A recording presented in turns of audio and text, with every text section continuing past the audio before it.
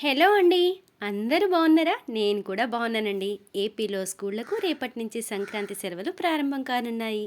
జనవరి 19 వరకు సెలవులుంటాయి. 20వ తేదీ పాఠశాలలు తిరిగి తెరుచుకుంటాయి. అయితే ఇంకెందుకు ఆలస్యం?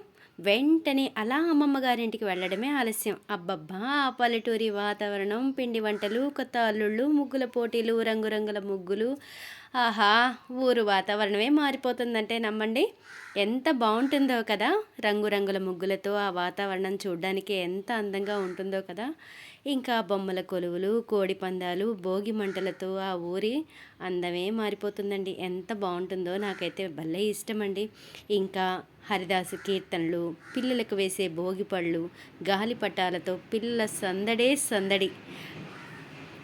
ఇలా రకరకాల సంబరాలతో, ఇంకా ఆడపిల్లల పట్టు పరికిణీలతో, మగపిల్లల సాంప్రదాయ పట్టు బట్టలతో సంక్రాంతి పండగ హడావిడే హడావిడండి బాబు. అస్సలు ఆ పిండి వంటలు తింటూ, ఆ పిల్లలతో ఆడుకుంటూ చేసే సంబరాలు చూస్తుంటే చూడ్డానికి కనుల విందుగా, ఆ హడావిడి సందడి పల్లెటూరి వాతావరణంలో కోడి పందాలతో ఎంజాయ్మెంటు ఆహా!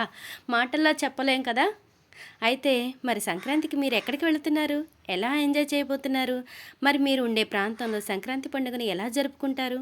మీ కామెంట్స్‌లో నాకు చెప్పండి. ఓకేనా friends? Thank you for watching. Please like and share and subscribe.